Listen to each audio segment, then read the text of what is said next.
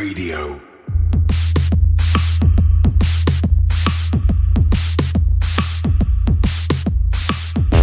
You're listening to Cryptocurrent, the only podcast that explores the bold projects, exciting opportunities, and the growing reach of blockchain and cryptocurrency. Whether you've got skin in the game or you're just crypto curious, keep an open mind, enjoy the conversation, and stay cryptocurrent. Now here's your host, Richard Carthon.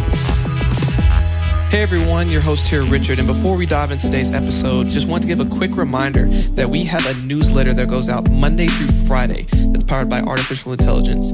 We have seen a surge in signups lately, and it seems like everyone's getting a whole lot of value out of this newsletter. So I highly encourage everyone to go on our website and subscribe to this newsletter. I think you'll really enjoy the content that's being served up. I hope you enjoy today's episode. Hello, everyone. Welcome to another episode of Cryptocurrent. Your host here, Richard Carthon, and today I have a very special guest. We have Sumit with CoinDCX. How are you doing today? I'm doing well, Richard. How are you? I am doing well. I can't complain. You know, we're all having to endure COVID right now, but, you know, we will persevere. But really appreciate you spending some time with me today and speaking with our audience. Why don't you start off by giving us a little bit of background on yourself? Sure, Richard. So about my background, I have always, wanted to be an engineer. And about 7-8 years back, I completed my bachelor's and master's in electrical engineering from IIT Bombay, which is one of the top premier colleges of the country.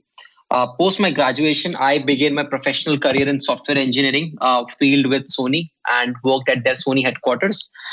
During my Sony stint, interestingly, that is the first time I heard about Bitcoins, and that was a time when Bitcoin was also gaining traction. And I heard it from one of my friends. And from that, I got introduced to distributed ledger technology and overall entered into the world of cryptocurrencies. Unfortunately, I did not invest a good amount back then. But in 2016, real quick. Yes. Real quick, I just want to ask you, so give us a quick timeline. So you say your first introduction was from a friend back when you were working at Sony. Around what year was this when this happened? 2014. 2014. Okay, cool. Yes. Yeah. So I was doing a job. I did not invest in Bitcoin that time. But in 2016, when I was back in the country after leaving my job, that was the first time I started investing in Bitcoins from my savings. And after that, for like a couple of years, I did a lot of crypto trading. I used to trade for like 3 to 4 hours a day. I, along with my co-founder, Neeraj, we did a lot of algo trading. We also used to do a lot of arbitrage across Indian and international exchanges. So it's been roughly a couple of years, like 2016 and 17, we were very active into the crypto space. And 2017 was the year when we also thought of building an exchange by ourselves. And we started coding the platform around 2017. And in 2018, April, we launched CoinDCX. Wow. So that was me. Talk about just going for it. So you learn about it back in 2014, 2016, you start trading and learning about it. And then you just say, I want to create our own exchange. Like, how did you even get to that point? Oh, yeah. So that's a very interesting journey. So, in those 2 years when I and Neeraj were actively trading, we realized there are tons of problems and challenges we had to go through while our trading journey, right? Starting with very basic problems that the liquidity was negligible in Indian exchanges, and we had a tough time trading or doing arbitrages. So we used to use all the Indian exchanges that were available that time, and they were only having Bitcoins available, right, on the platforms to buy and sell. So what we used to do was we used to buy Bitcoins from Indian exchanges, and then we used to send those Bitcoins to an international exchange like Bittrex that time, and used to do crypto to crypto trading. So that was something that a lot of our, a lot of the people in our network, in our crypto trading network used to do. They used to use Indian exchanges for fiat on-ramp off-ramps, and they used to send those crypto assets to international exchanges for crypto to crypto trading. And then they used to bring back those assets back to Indian exchange and then sell it. So that was a very cumbersome experience for us, and we had a tough time trading on Indian exchanges that time, right? So there were other challenges as well, like in terms of sending bitcoins and in terms of opportunities. So there were a lot of exchanges we had to use that time. So then we strike off, we got an idea that rather than users moving the funds to international exchanges, why can't we bring that liquidity back to Indian exchange? And that is how we thought of building CoinDCX as the most liquid exchange. Right. So the way CoinDCX operates is you can use our platform to enter and exit out of the crypto. That is, you can use our fiat on-ramp off-ramp channels. Plus, you can also use liquidity of top global exchanges. So with one CoinDCX account, you can do all of your crypto journey, and that is what we were always wanted to have, but it was not available on any of the Indian exchanges or international exchanges that time. So that's how we thought of this idea of building a crypto liquidity aggregator and making a platform which is highly liquid and serve all the crypto trading needs of a trader as well as an investor. Gotcha. Okay. Which makes a lot of sense. Yeah. The early days of crypto trading, from my understanding, just from talking to a lot of people, it was not easy. The user interface was not a quick and easy experience to be able to come in and quickly be able to start trading, especially on the international side. So you come and you see this problem and you see Coinbase and you're like, wow, they really made this user experience very seamless. How do we now bring this to our country, or how do we bring this on an international scale? And so you come up with CoinDCX. So tell me more about how'd you come up with the name? And then after coming up with the name, how did you start to get your first customers? How did you build this out and where you currently at right now in the company? Sure. So during our early days, one thing was very clear that, exchange for any exchange business, liquidity is the core. So we first solved the challenge of lack of liquidity, right? So we had a very good liquidity right from the very start because we were aggregating liquidity from top global exchanges. So that is something that, a lot of Indian traders and investors wanted to have in the platform. And they didn't want to use a lot of these different exchange accounts. And just like us, there are, a lot of people in our network who wanted to use one platform which solve all of their problems, right? In terms of usability, in terms of features, in terms of the experience that you just talked about.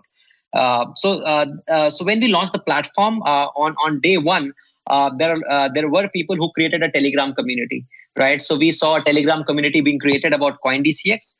And that was where we saw a lot of these discussions happening and people were talking about it organically. There was a lot of traction, a lot of news websites covered about CoinDCX. And that was a time when a lot of people also, was encountering the same challenges and were looking for a platform which solves all these problems, right? So we got our first, 1,000 users organically via word of mouth. Then what happened gradually was a lot of YouTubers also started creating videos on CoinDCX and they started talking about how do we aggregate liquidity from Binance or Huobi, and how on one CoinDCX platform people can get access to entire crypto spot markets. So they don't have to now go and have an account with Binance. They don't have, because in the case of Binance, there were a lot of backlog. Like people had to wait for several days in order to have an account there, right? And we have seen that journey, right? So there were a lot of exchanges people wanted to use, but they had to create and maintain accounts with them. There was a very long learning curve in terms of understanding how those exchanges operate, because it's about money in the end, and they want to be very comfortable when they are, putting their money in exchanges, in terms of security, in terms of experience, in terms of offering. So there are n number of things that comes into play there. So when we launched the platform, people started covering it, influencers started talking about it, and then we started getting those users organically. So initial first year, we didn't do any marketing. It was all organic, primarily driven by the Indian community, which absolutely loved the product, especially the kind of products that we were launching. So one interesting product that we launched was DCX Insta. Now, this is one of our flagship products. The way it operates is it allows any Indian to buy and sell 300 plus crypto assets directly with Indian rupees. And that too, it is instant. Wow. So if you can buy as low as $1 worth of any crypto, whether if you want to buy IOTA, you can directly buy IOTA with Indian rupees. So that is something we launched roughly around 18 months back, and that really got good traction from our Indian community. So whenever someone wanted to enter into crypto, they just use that product. And that's really cool. And I actually want you to go on that a little bit more. I mean, the Supreme Court of India overturned the RBI's banking ban against crypto. And, you were one of the first banks to integrate with bank transfers. Can you just talk to that a little bit and how important that is? Oh, yeah, absolutely. So the way we are looking at it is banking channels are the gateway which connects the fiat economy and the crypto economy. So before, from the last couple of years, because the banks were not supporting exchange businesses, so we had to use an innovative peer-to-peer method. Anyone who used to buy and sell crypto from the platform, they'll have to transfer the money to another individual sitting on the other side. That is sometimes inefficient, and the order matching gets complicated at times. But we had a smart way where we were doing this matching almost instantly. Like within a matter of 10 seconds, you will be able to complete the transaction. So that is something that we did. But the way, but the recent Supreme Court ruling had a tremendous impact in terms of opening the whole industry. So now the bridge that, the money from, the fiat economy is connected well to the crypto economy. And people, if they want to invest in Bitcoin, they can easily do that via banking channels. And because of our strong relationship with the banks and the stringent KYC process that we have, so there's a set of documents that we collect from every Indian user, and only Indian people who are KYC verified can access our Indian INR markets. So once you do the KYC verification, which is very well aligned with, after talking to our banking partners, so banks are also very comfortable. And for the same reason, we were the first exchange to enable banking support in Indian market as well. Wow. Yeah. And it's just important for everything with what you need to do with trading to have that secure way of being able to go to an actual exchange and make investments. Unfortunately, with a lot of foreign countries, as we know, you have to set up a VPN. You have to find some way to just get into a platform that'll allow you to buy and sell cryptos, and being able to have access, especially to such a large population such as India, and given a direct path to set up a way for banking is very crucial for just people having a way to invest, but then also having a banking opportunity. Absolutely, absolutely. And once we integrated with the banks, there was a clear surge in terms of the traffic and the volumes that Indian exchanges were doing.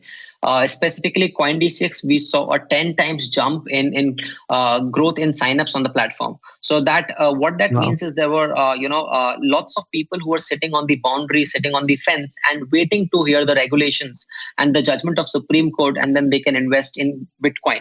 Right, so that is something that was a lot of people were waiting for, and when that judgment came out, there was a surge in terms of signups, in terms of trading volumes, in terms of activity, overall activity on the platform.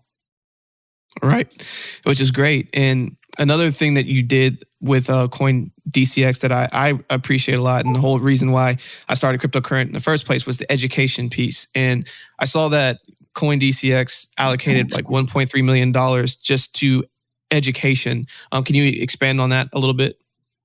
Sure. So, crypto is a field which is very close to our heart. And, during our early days, we also realized that we were talking to a lot of people. We were chatting with people in our friend network, our relatives. And one thing that was very clear is most of these people don't really understand the technology part of it. They were investing, but they were not very knowledgeable in terms of how the whole Bitcoin operates. What is distributed ledger technology?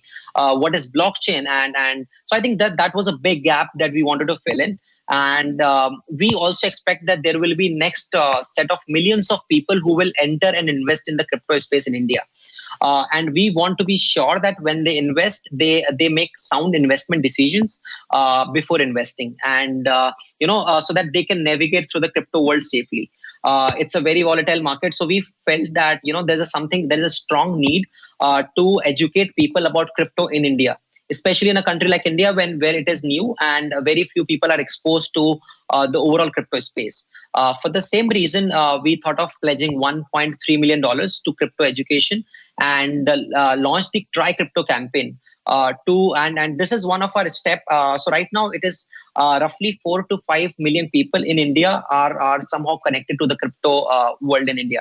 So we feel that in the next few years, this number will go to 50 million. And that is what our objective is, to take this 5 million to 50 million over the next few years. And in order to achieve this mission, one first step for us is to educate people. And as a first starting step, we have allocated roughly 10 crores that is 1.3 million, purely focused on crypto educational initiatives, doing a lot of seminars, offline, online events, and also coming up with a portal which is called DCX Learn, which is a full-fledged crypto education platform in local Indian languages. So that's something that we are working actively on. That's great. And the fact that you're trying to get it up to 15 million, and even when you think about the entire population of India and even the world, we're still so early in just this crypto and blockchain space. And, the sky's the limit of where this is going. And as we start to get a little bit more adoption and getting more people educated so that they go and tell their friends and families of like, hey, this is something that I started getting a part of and it helped change my life, from financial freedom or just financial opportunity or what have you, or just having just more secure ways to access your funds. I think crypto could be a great way to help hedge Absolutely. against everything that governments try to take away with taking your money or what have you, just giving you more control of your financial freedom. Yeah. And on that as well, I mean, I want to appreciate you explaining a lot of everything that's been going on with CoinDCX and what y'all have going. But I know that you've been in the crypto space for years now, and there are all kinds of projects that are out there. What are some crypto and blockchain projects that currently have your attention that you've been looking at? Yeah, so at the moment, I mean, we are personally, I'm more tracking Bitcoin at the moment because of a lot of events that are coming with it. In terms of projects, I mean, have been not following very closely any specific project, but I'm more excited to see how smart contract adoption takes place. But personally, in terms of project, I'm primarily just looking at Bitcoin these days. Right, I got you. And with that, We're approaching the halving event, and I'm sure once this episode comes out, it will have already passed. But what are you expecting in the near term crypto space to happen? What do you think people should be potentially looking out for? And again, everyone listening, this is not financial advice, and this is his own opinion. But what are you potentially looking out for? So in terms of halving, I'm not going to comment here on the price, but I think I'm more bullish on Bitcoin in the long term, primarily because the fundamentals are getting stronger over time. In terms of what's going to happen, like in the Indian crypto space, I think this is one economy which has a very high population, 1.3 billion population, fastest growing economy, and with very high penetration, internet and mobile penetration. What I'm expecting is that a lot of these people, will enter into the crypto space post halving, and once the regulations are clear, I mean, we are going in the right direction. The events that are happening in India are very encouraging, and we feel that in the next in the times to come, we will see some smart regulations coming from the government side. I think that will happen when we will when that happens, we will see a lot of these new entrepreneurs coming in and doing their doing career in the crypto space. So that's going to happen, which will create a lot of job opportunities. We might see multiple billion-dollar companies coming out from Indian crypto ecosystem in the next few years. So this is how I'm looking at the overall Indian crypto space. Yeah, and just like you said, I think all of that's in the horizon and very probable, especially with COVID shaking up the global economy the way it has, and the effects that it's going to have on like just the regular markets that haven't even happened yet, that are on the way. Mm-hmm. Mm-hmm. I think there's going to be a major pull into the crypto space. So I think everyone should pay attention to what you just said and be looking out for it, because I think it's only a matter of time before more and more money and opportunities are poured into the crypto space.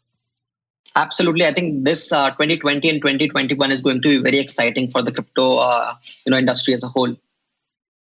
Oh, absolutely. I mean, we're not even... The market's at a roughly $230 billion market cap right now, and I think this easily gets to $1 trillion. And I think, unfortunately, the global pandemic is going to help catapult the crypto market cap getting closer to $1 trillion a lot sooner this decade than it would have otherwise. Yep, sure. But other than that, Sumit, really appreciate your time. Thank you so much. What is a final thought that you want to leave with all of our listeners here today? So I would just like to comment a few things. One is the markets are, as everyone has seen, the markets are volatile these days. So, invest safely. and keep learning about this space. There's a lot to learn, and educate others as well, so that they also make sound investment decisions. And also would recommend the listeners to visit CoinDCX.com platform and let us know your feedback. I hope you will enjoy the trading experience, and the massive liquidity that we have. It's a very unique platform built primarily for professional traders and Indian crypto investors. Try it out. Excellent. Well, what are some different ways that people can connect with you and learn more about CoinDCX? Sure. So I'm fairly active on Twitter and LinkedIn. So you can, follow my handle on Twitter at @SMTGPT. You can just search Sumit Gupta CoinDCX and follow CoinDCX Telegram handle as well. That is where we typically share our updates about the Indian crypto ecosystem, about what we are bringing up next in CoinDCX. Excellent. Well, again, Sumit, really appreciate all your time today. And for everyone listening, stay cryptocurrent. Hi, everyone. Thanks for listening to another episode of Cryptocurrent. For more information on this episode and all of our episodes, please visit us at www.crypto-current.co. Stay up to date with the latest news in cryptocurrency. You'll receive daily emails Monday through Friday that are personalized and curated content specific to you and your interest, powered by artificial intelligence. Are you an accredited investor looking to invest in cryptocurrency? Crescent City Capital can help. Go to crescentcitycapital.com for more information. If you're finding value in our content, please take 5 minutes to leave a 5-star review and a great comment. Also, please make sure to share this podcast with others. Hello, everyone. I hope you're enjoying the quality of this podcast. I can only thank my amazing producer, Andrew DeRitter, with DeRitter Productions, who has put this together. If you have any podcast, visual, or video needs, please go to DeRitterProductions.com. That's DERITTER Productions.com.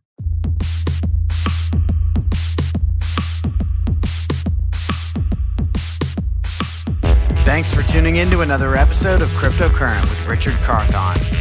We'll be back with more exciting developments from the world of blockchain and cryptocurrency next week. But until then, stay cryptocurrent.